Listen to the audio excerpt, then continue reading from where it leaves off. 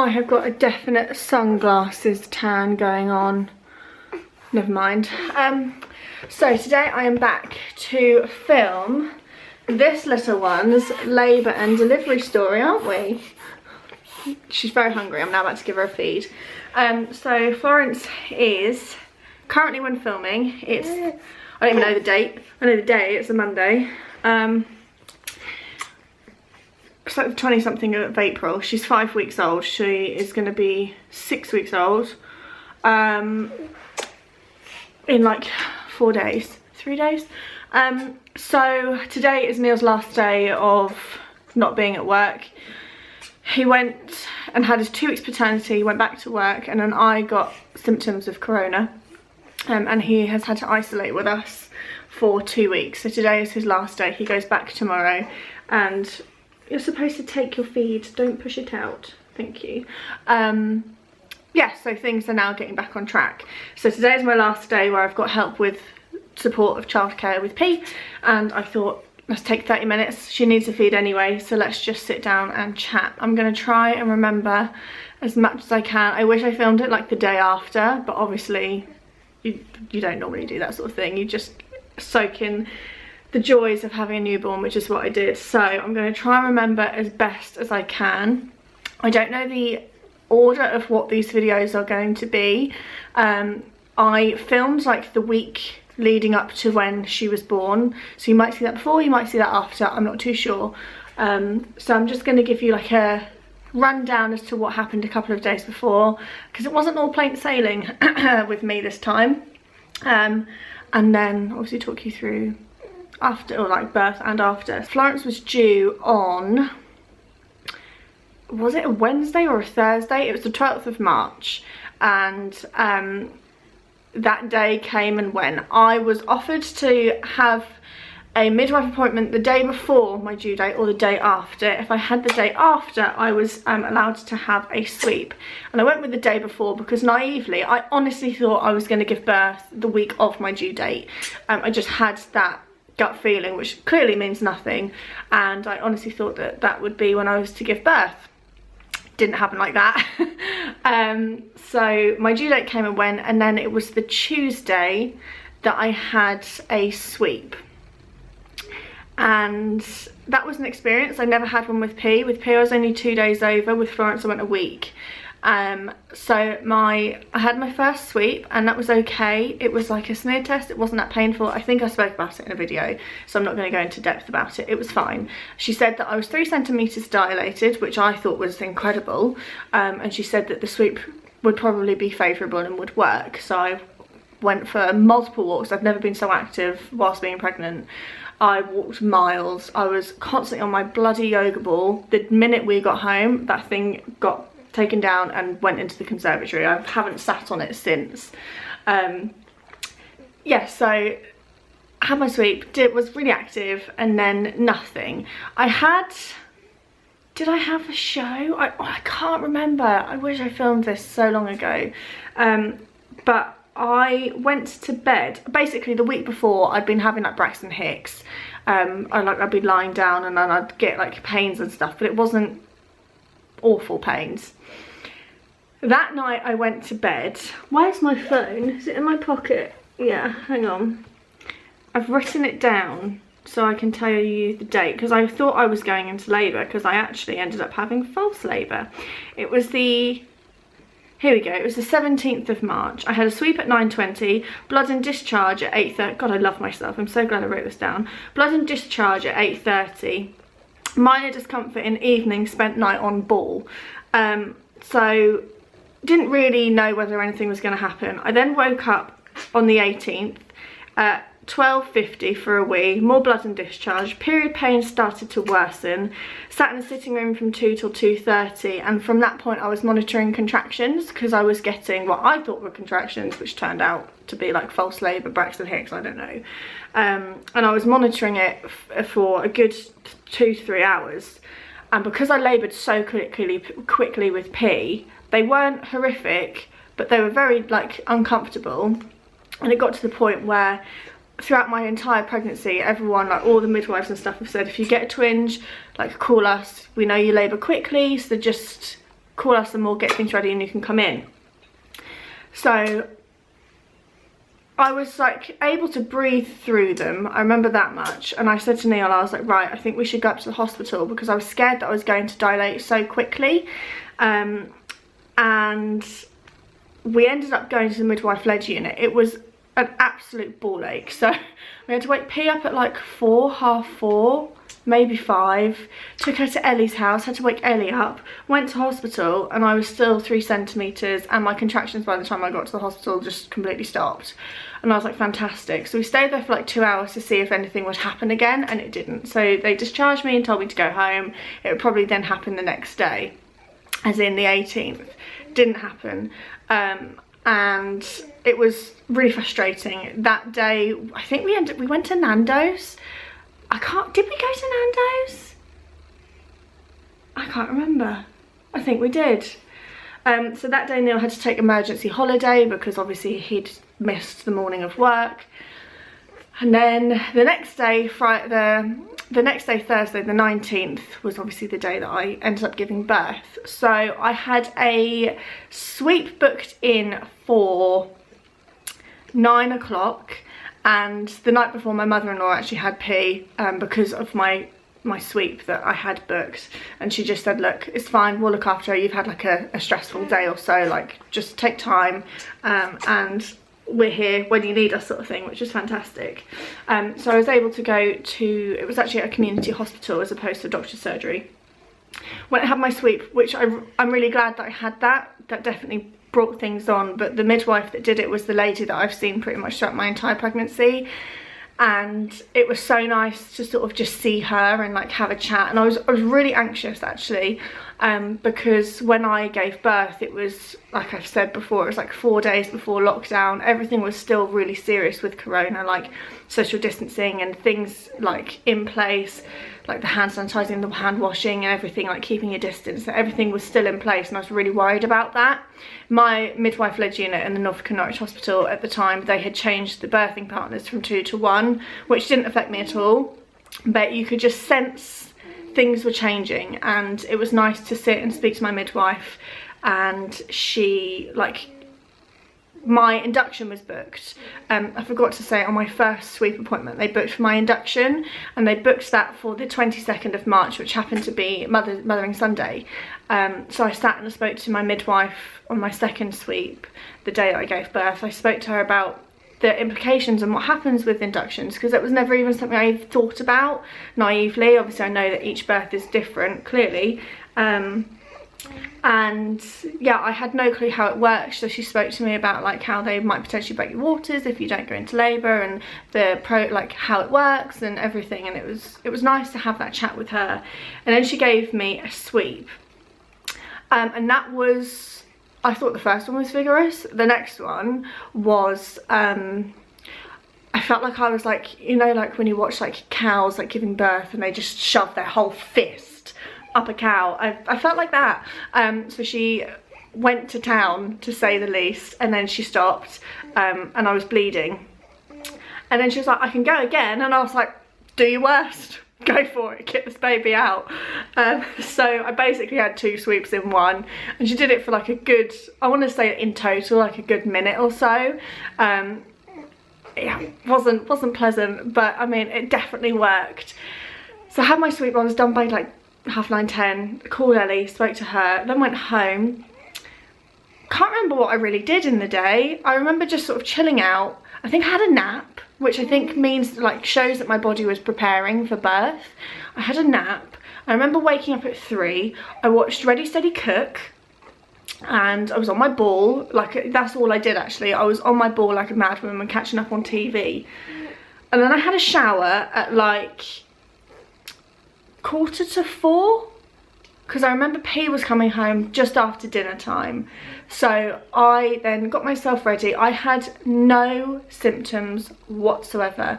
I had my show at about midday, and that was really bloody and thick. And the woman, my midwife, said, if it's fresh red blood, like you've sliced your finger open, call the midwife unit. So I called them and said, look, I'm just doing as I've been told. And they told me to call back. So I called back, after an hour, and I told them that it eased because that's what it had, and she was like, yeah, that's fine, don't worry, if it starts bleeding heavily again, call me back. Then I had my nap, then I watched Ready Steady Cook. It's all coming back to me now. And then I had my shower. She's just farted whilst having her feed, if you just heard that. And then P came home about, like I said, about 5 o'clock, and I was prepping her dinner. She was having chicken, rice, and it was like a lime chicken and cumin dish, banging dinner. And I was cutting chicken, and I just suddenly got like some pains. Neil walks in the door at 5:15 and I was like, I don't want to get my hopes up, because obviously the day before I had false labour. I shit you not, my contractions came from nowhere. I maybe had 2 or 3 contractions of like, is this it? Is it not it? And then I was pushing on furniture. I couldn't walk, I couldn't breathe. Well, obviously I could breathe through them, but I couldn't talk whilst having a contraction. They were like the crippling contractions that you get. My contractions this time, they were very different to what they were with P. I remember contracting with P when I was sat in the bath, and it felt like someone was pulling my bump away from me and then releasing it. I didn't have that at all. They were instantly in my back, and I instantly felt like this is going to happen very fast. So let me go. I kept my pregnancy app so I can talk to you about times and stuff. And I also don't want to delete it, because that just means like it's the end of everything.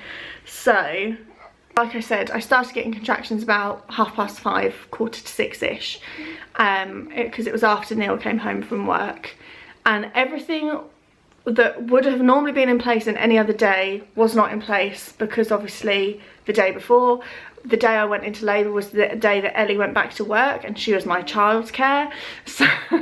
So I said to Neil, I was like, you need to get something in place, like today's the day I can guarantee I'm going to give birth, like this is it.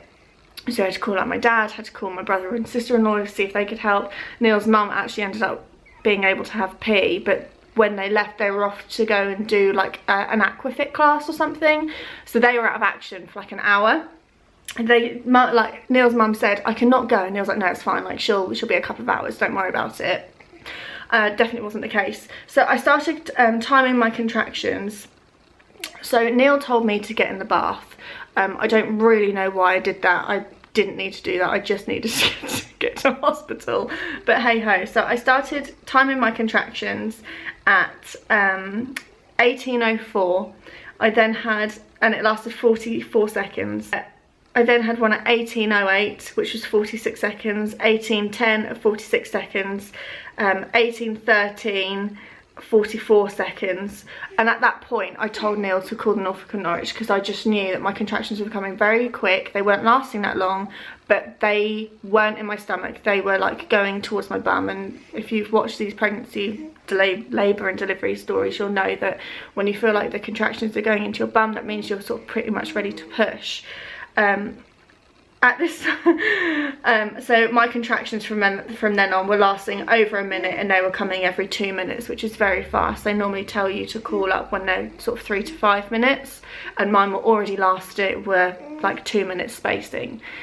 So I was in the bath and I was like, Neil, you need to call them, I need to get to hospital now, sort of thing. And he had walked in the door, he'd put his dinner on, had to finish sorting out P's dinner, then he had to pack a whole new set of clothes and bag and stuff for P, because obviously she'd been out the past night before.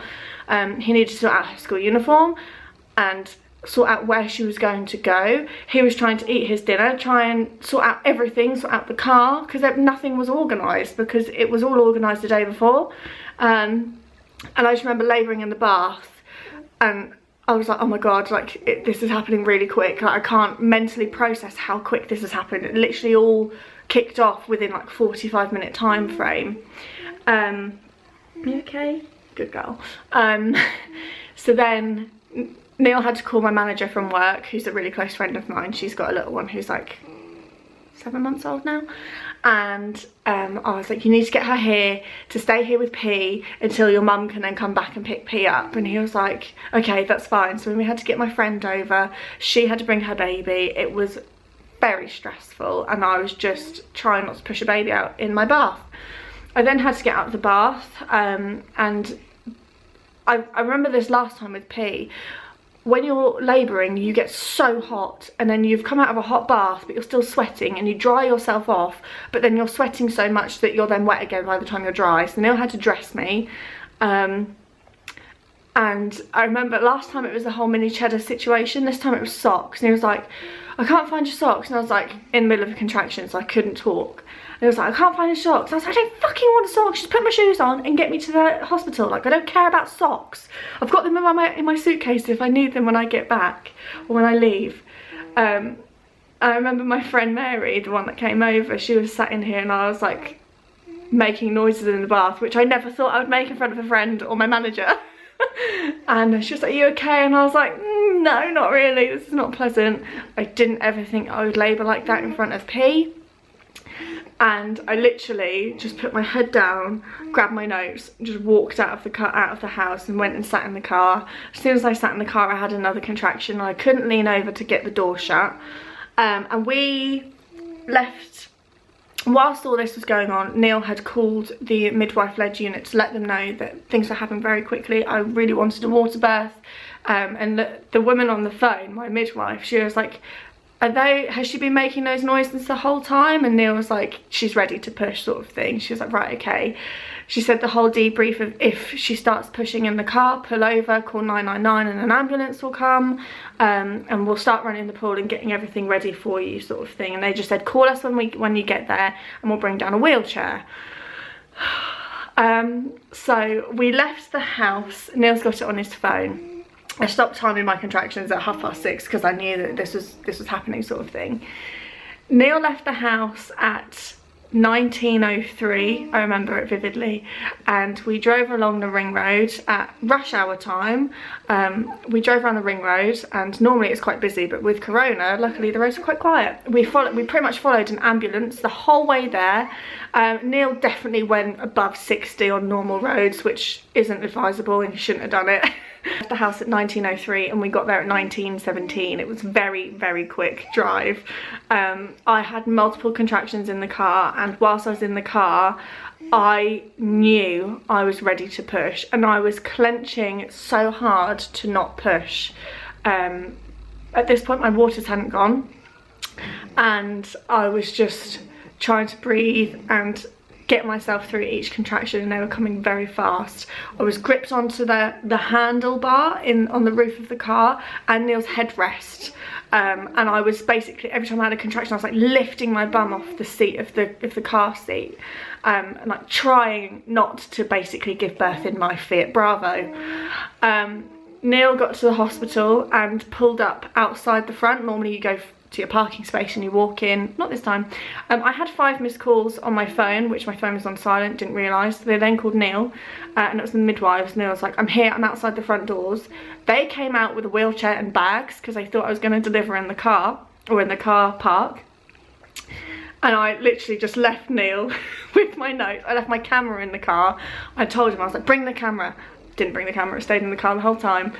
Are you okay? Good girl.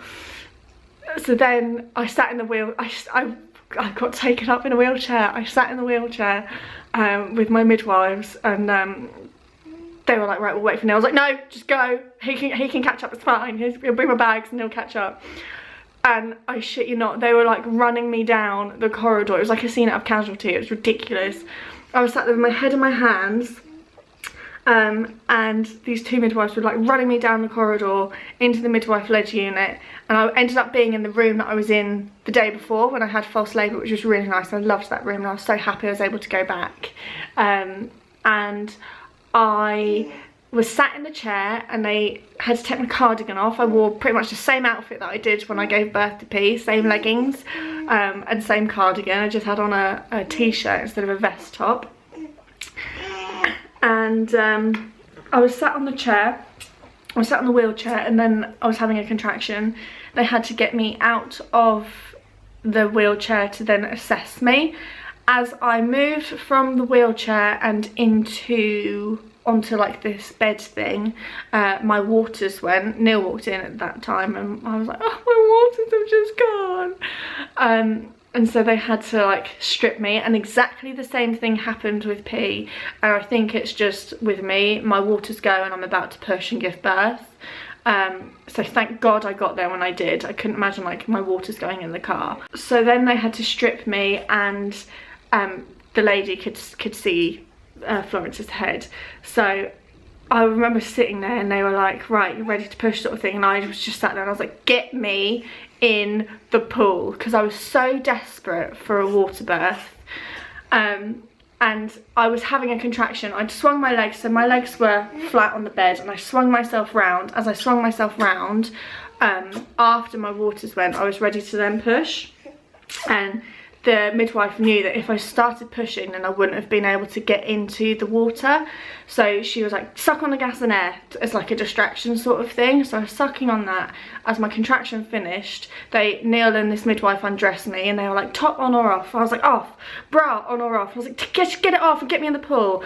And the midwife basically threw me in the water. Then obviously got into the pool, and I was on my hands and knees. The pool was so warm, it was incredible. I was on my hands and knees. I did 3 pushes, and the whole time Neil was like, breathe on the gas and air, and I was like, I couldn't do it. I couldn't breathe and push and then breathe through my nose. It was too much. I couldn't breathe through the gas and air to then push and then breathe through my nose, and I just couldn't do it. It was so confusing to me. I was like, breathing. They're like, yeah, not through the gas and air. But yeah, like I said, I did 3 pushes, and Florence arrived at 19:44. Like I said, it was a very fast labour. She crowned, so I did the first push, and did I get her?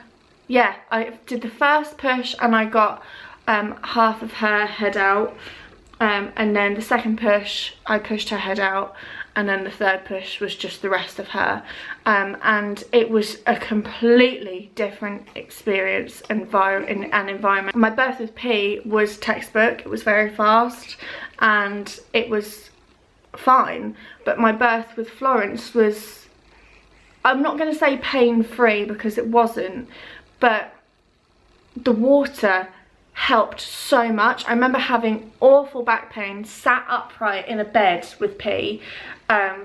Just the positioning was so uncomfortable, but in the water I could do what I wanted. I remember after I pushed the first time, I slightly moved and I caught Florence's head with my foot. Like, what?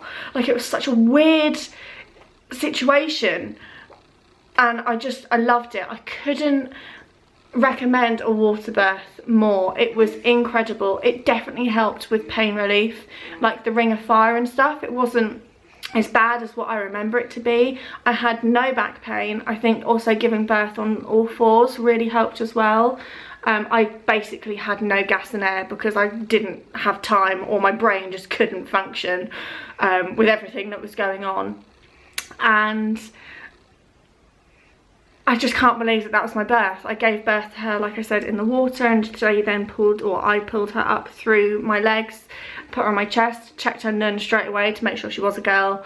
And I remember looking at her, and I expected to see a mini P, and I looked at her and I was like, oh my God, it's a mini me. Like, she looks exactly like me. And I couldn't get my head around that either.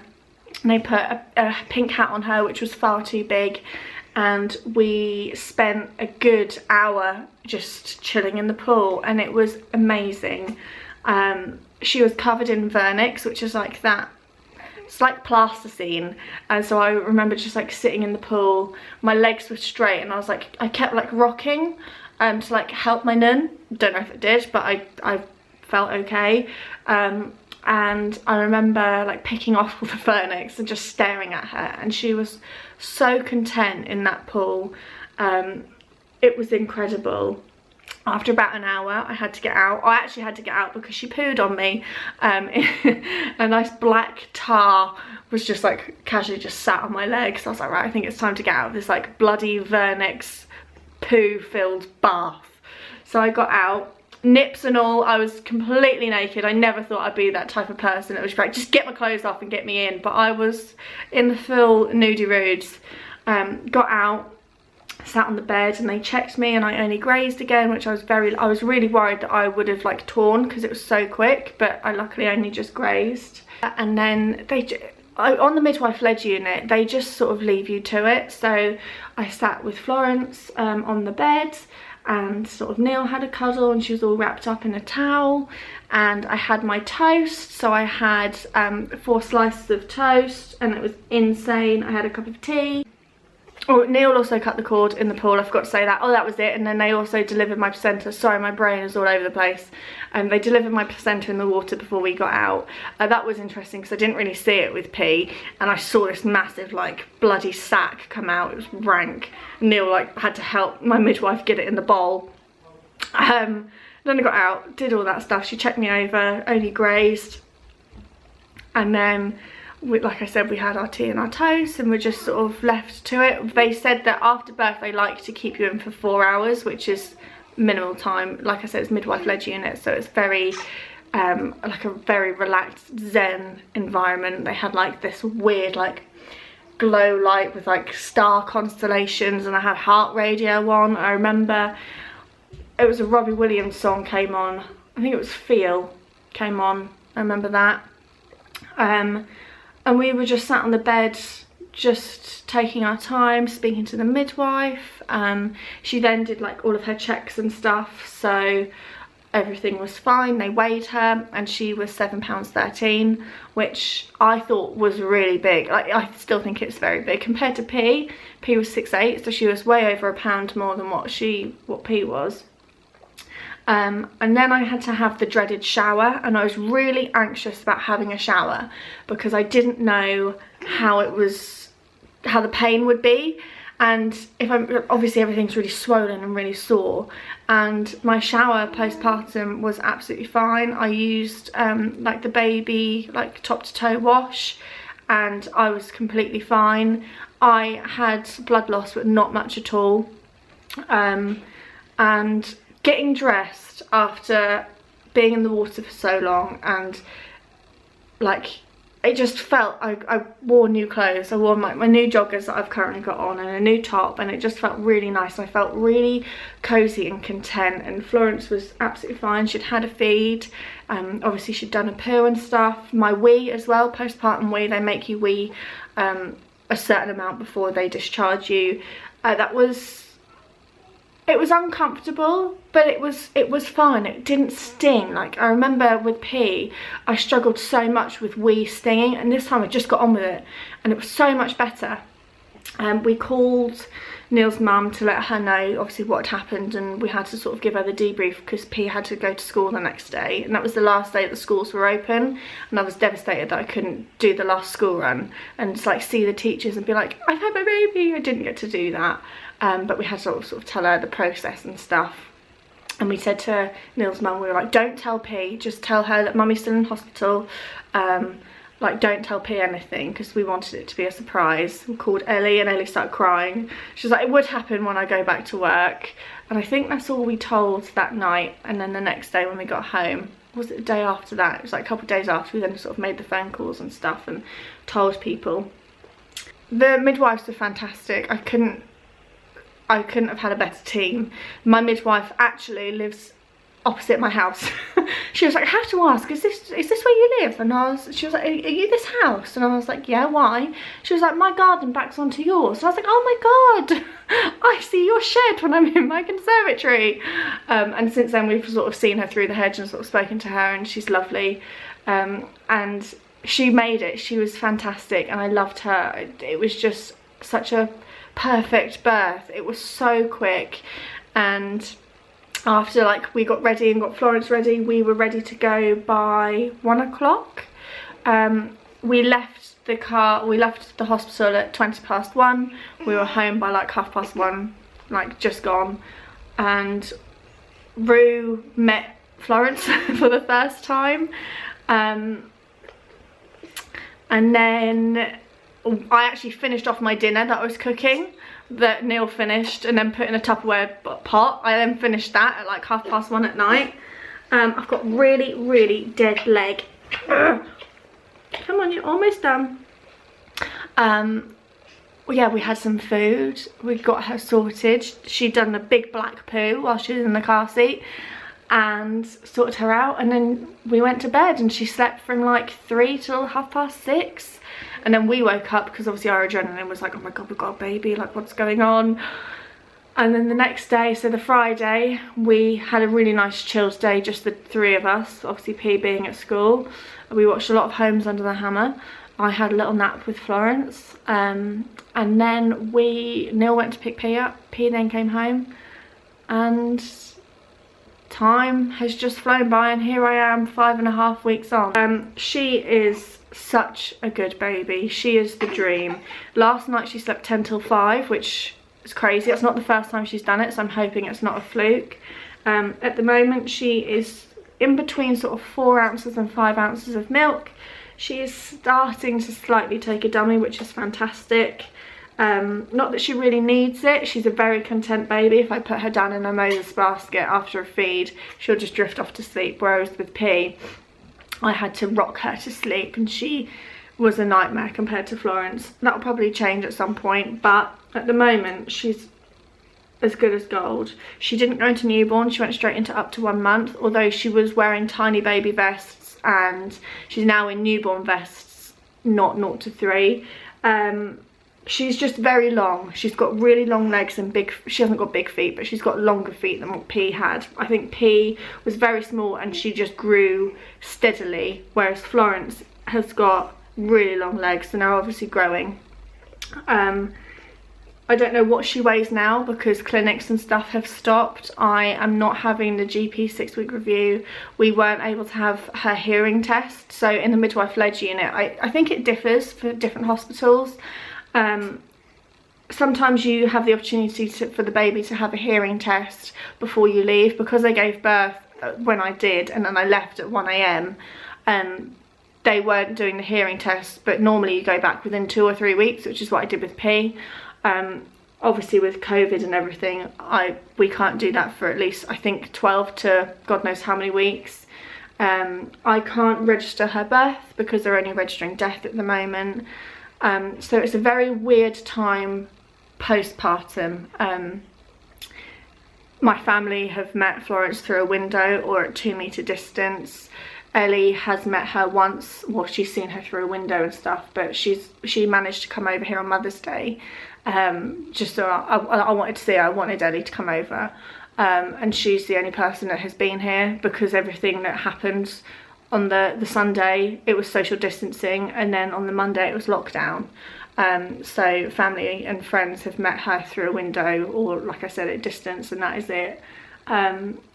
To think that no one else has held her apart from my immediate, as in myself, P, Neil and midwives, no one else has held her, which is crazy. It's just very different second time round, and I couldn't imagine being pregnant whilst going through this. I'm glad that I gave birth when I did. I know so many regulations and stuff have changed within hospitals, and it's a terrifying time for pregnant women. It's scary having a newborn, but I feel safe in my own home. And we are just getting through it. I think people have asked me like how I found going from 1 to 2.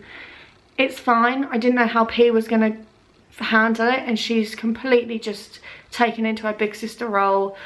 She loves her, and there's been no jealousy. It's been difficult at times, but I think the struggle with P is not necessarily Florence. It's the lack of seeing people going out and doing things, not having school.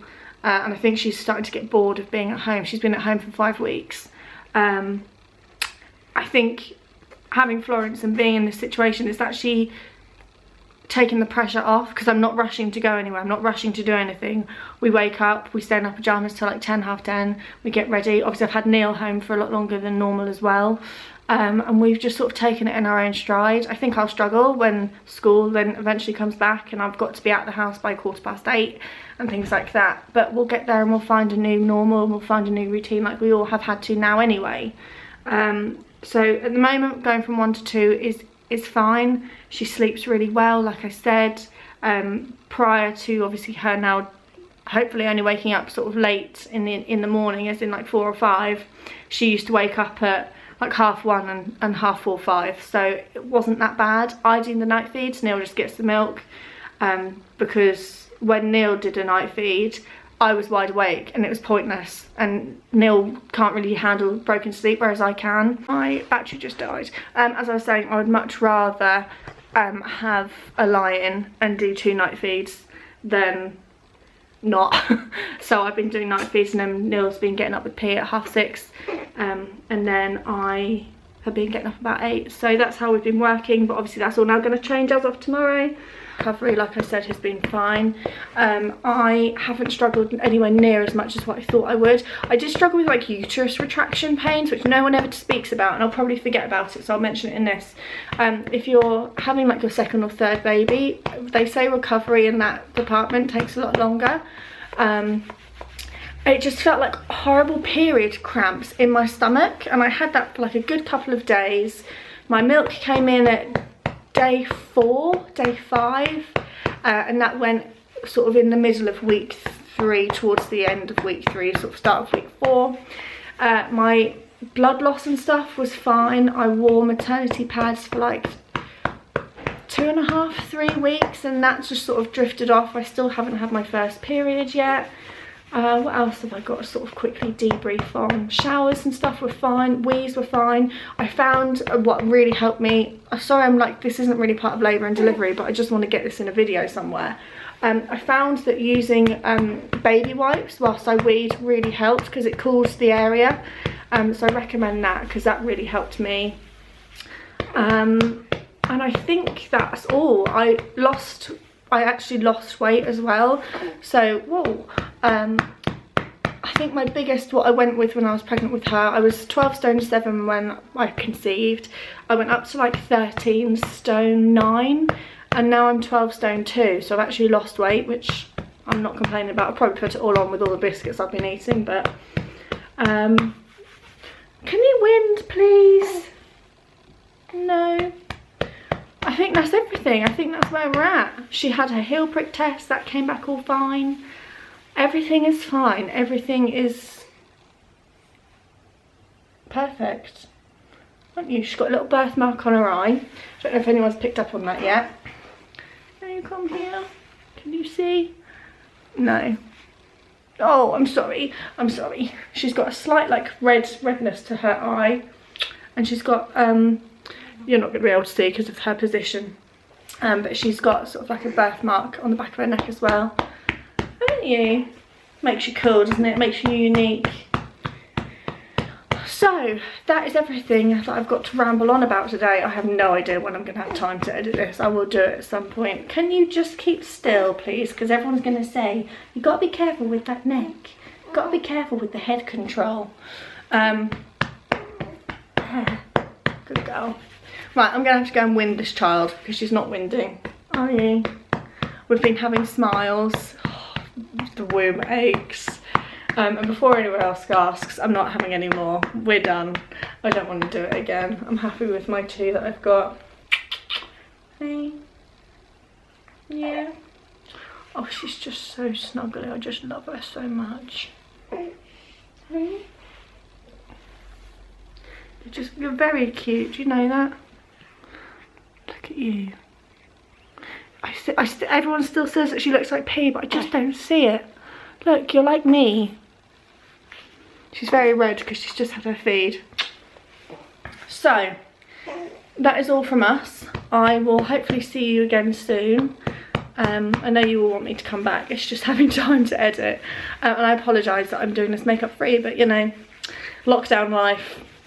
Right, I'm going to sign off, have my tea, burp this child, get her to finish her feed, and I will see you all very, very soon. Bye.